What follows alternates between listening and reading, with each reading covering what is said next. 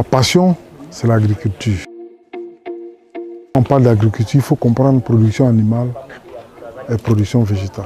On appelle le développement rural, permettre aux paysans qui sont, en guillemets, moins nantis, de pouvoir vivre décemment sans avoir à acheter les produits chimiques, les engrais et autres, qui augmentent les intrants, c'est-à-dire les dépenses des paysans.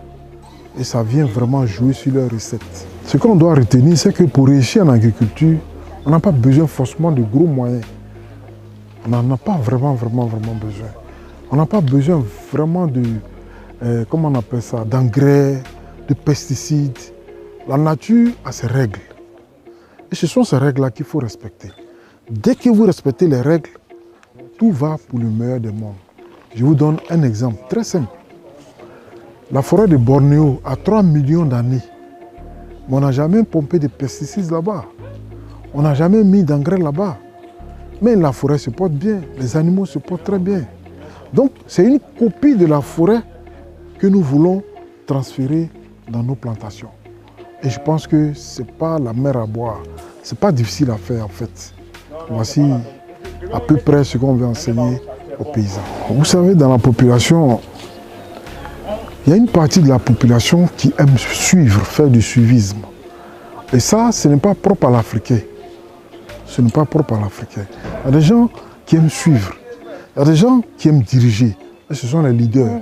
Ce que nous, on veut faire, puisqu'on n'a pas les canaux officiels pour former les gens, nous voulons passer par des cellules, par des coopératives, par de petites entités pour introduire ces notions, en espérant que par effet papillon, ça va se propager sur l'étendue de notre territoire et puis contaminer toute l'Afrique. Bon, il faut d'abord du suivi. Parce que vous savez, les gens ont la peau dure, l'habitude à la peau dure.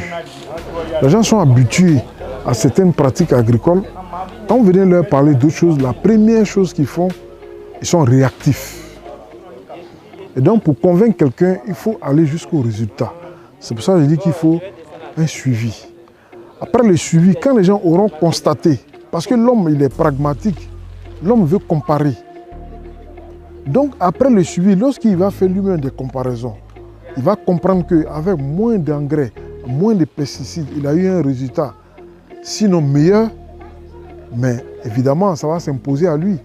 Et comme ça, de bouche à oreille, lui aussi, il sera, comment on appelle ça, un messager, un témoin.